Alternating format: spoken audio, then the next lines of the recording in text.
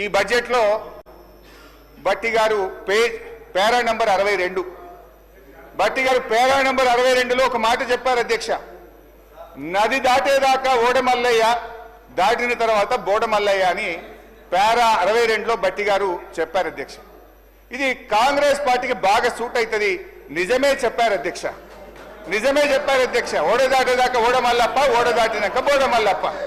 ఎందుకంటే అధ్యక్ష, ఎన్నికల ముందు వాగ్దానాల జాతర చేశారు, ఎన్నికలు కాగానే వాటిని పాతర వేశారు. ఇవాళ మహాలక్ష్మి 2500 మోసం, 4000 రూపాయల పెన్షన్, రైతు భరోసా, రుణమాఫీ, తులం బంగారం, నిరుద్యోగ భృతి, ఏడాదిలో 2 లక్షల ఉద్యోగాలు, ఉద్యోగులకు పిఆర్సీ 4 డిఏలు, ఆటో డ్రైవర్లకు 12,000, అన్ని పంటలకు బోనస్, ప్రభుత్వంలో ఆర్టీసీ విలీనం, 5 లక్షల విద్యార్థి భరోసా కార్డు. బట్టి గారు ఇప్పుడు చెప్పండి, బోడమల్లయ్య ముచ్చట ఎవరికి వర్తిస్తారో ఒకసారి చెప్పాలని చెప్పి నేను బట్టి గారిని కోరుతా ఉన్నా అధ్యక్ష. అధ్యక్ష, ప్రస్తుత బడ్జెట్ పై కూర్చోండి బైసా ప్లీజ్. నేను మాట్లాడినాక ఉప ముఖ్యమంత్రి గారు మాట్లాడతారు.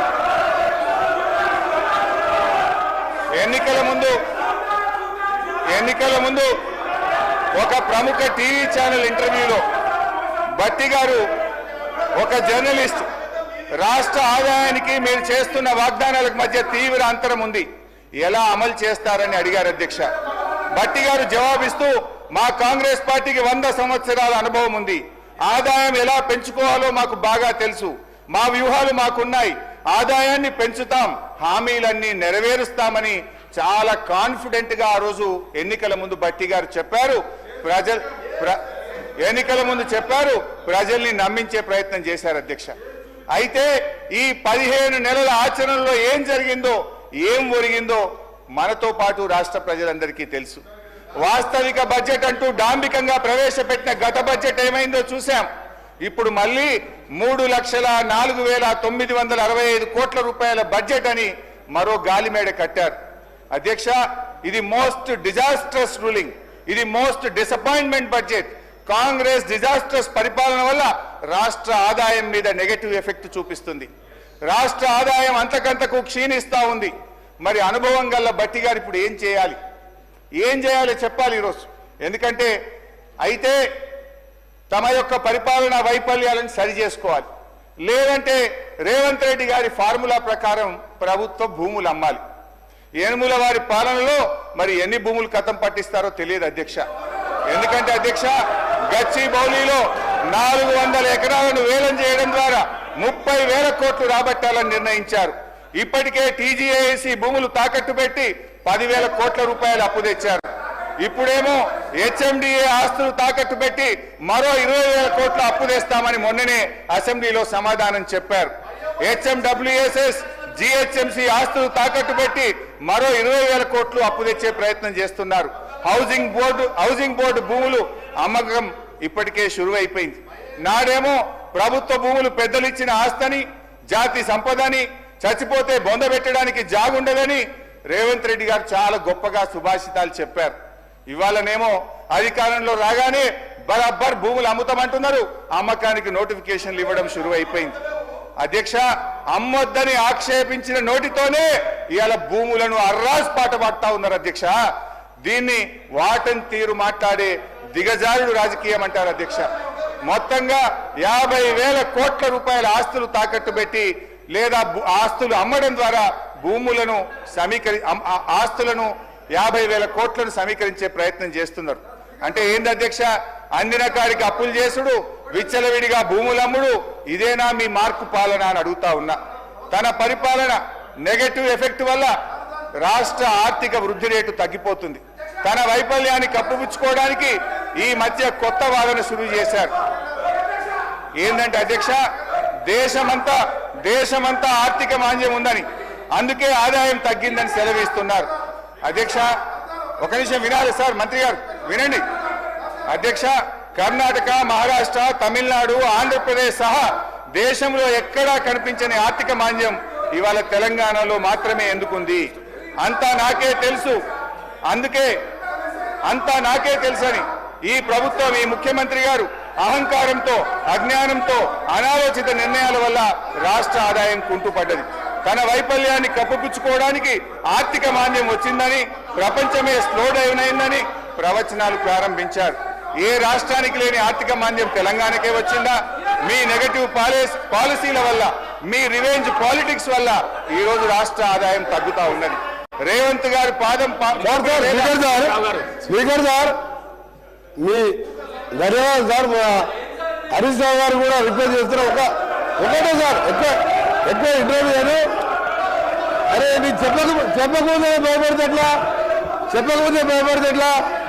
సార్ హరీష్ రావు గారు అమ్మకాల గురించి ఇతర విషయాలు చెప్తున్నారు. నేను ఒకటే మీరు పర్మిషన్ కొని సార్ ఎట్లా ఈ రాష్ట్రాన్ని సార్ ఒక దేశ చరిత్రలో ఎక్కడ లేని విధంగా ఎన్నికల ముందు ఒక 2 మాసాల ముందు ఔటర్ రింగ్ రోడ్ అనే రోడ్డుని ఫ్యూచర్ హైదరాబాద్ డెవలప్ చేయడానికి గతంలో హైటెక్ సిటీ కట్టి ఆ తర్వాత ఇంకా ఎక్స్పెన్షన్ చేయాలంటే ఔటర్ రింగ్ రోడ్ కాంగ్రెస్ ప్రభుత్వం రాజశేఖర రెడ్డి గారు ముఖ్యమంత్రిగా ఉన్నప్పుడు ఔటర్ రింగ్ రోడ్ వేసి అక్కడే జిఎంఆర్ ఎయిర్పోర్ట్ కట్టి అక్కడనే ఫైనాన్షియల్ డిస్ట్రిక్ట్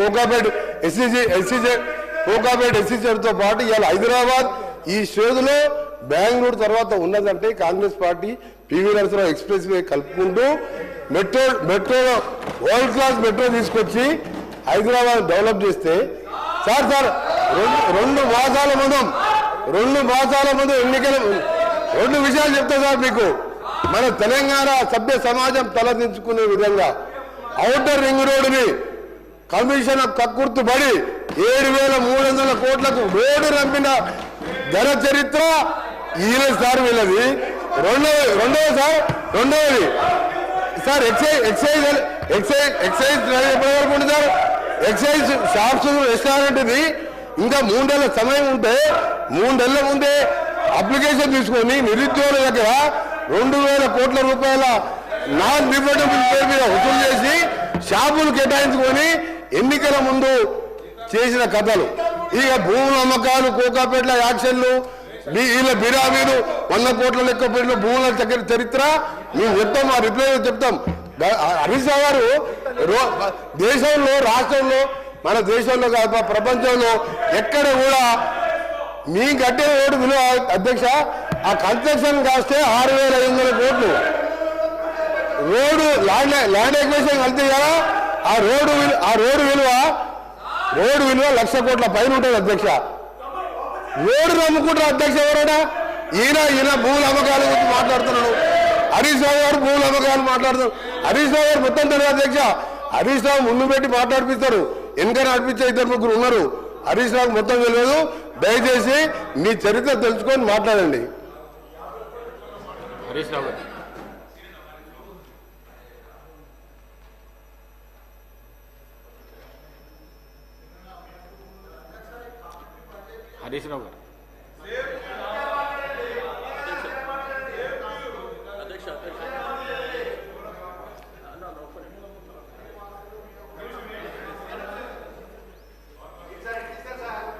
శ్రీనివాస్ యాదవ్. అధ్యక్ష, మీకు ధన్యవాదాలు తెలియజేస్తూ, ఇప్పుడు మొన్న 2 డేస్ బ్యాకే 3 రోజుల క్రితమే చెప్పినాం అధ్యక్ష. ఇప్పుడు బడ్జెట్ మీద మాట్లాడాలనేటువంటిది మీరు అవకాశం ఇచ్చారు అధ్యక్ష. దయచేసి గౌరవ డిప్యూటీ సీఎం గారు, అదేవిధంగా శాసనసభ వ్యవహారాల మంత్రి గారు వారు కూడా ఇక్కడే ఉన్నారు. నేనేమంటా, మొన్న కూడా చెప్పిన, ఇట్లా ప్రతిసారి ఇంటరప్షన్ ఉండి మీరు మాట్లాడతాం మేము మాట్లాడతాం అనుకుంటూ పోతే అది పద్ధతిగా ఉండదని చెప్పి, మీరు ఆల్రెడీ డిప్యూటీ సీఎం గారు రాసుకుంటారు, వారు రిప్లైలో చెప్తారు, మధ్యలో ఏదైనా లెజిస్లేచర్ అఫైర్ మినిస్టర్ గారు ఉంటే మాట్లాడతారు. అనవసరంగా అక్కడి నుంచి మీరు, ఇక్కడి నుంచి మేము, ఇట్లా ప్రతిసారి ఇదే విధంగా వెళ్తే అధ్యక్ష సభ నడవడం ఇబ్బంది అవుతుంది అధ్యక్ష. దయచేసి మీరు అవకాశం ఇచ్చారు, మా హరీష్ రావు గారికి అవకాశం ఇచ్చారు, వారు కంప్లీట్ చేసిన తర్వాత మాట్లాడుకోమని చెప్పండి అధ్యక్ష. ప్రతిసారి ఇట్లయితే వాళ్ళకి ఇబ్బందే మాకు ఇబ్బంది అధ్యక్ష. ఇప్పుడు వాళ్ళు అడుగుతారు, మధ్యలో మేము అడుగుతాం. కాబట్టి దయచేసి మీకు రిక్వెస్ట్ చేసేది, దయచేసి మధ్యలో ఎవరికి అవకాశం ఇవ్వకుండా వారు కంప్లీట్ చేసిన తర్వాత మీరు మాట్లాడుకోండి. సార్ అధ్యక్ష, శ్రీనివాస్ యాదవ్ గారు నీతులు మాకు చెప్తా ఉన్నారు అధ్యక్ష. అటువైపు కూడా అందరికి చెప్తే బాగుంటుండే అధ్యక్ష. రెండవది, నేను దయచేసి హరీష్ రావు గారిని కోరుతా ఉన్నాను. Is a senior member, he held legislative affairs ministry, also finance minister. Slogans అనేది సరికాదు అధ్యక్ష. Let him put forward his view points. We are here and honourable deputy chief minister taking the notes.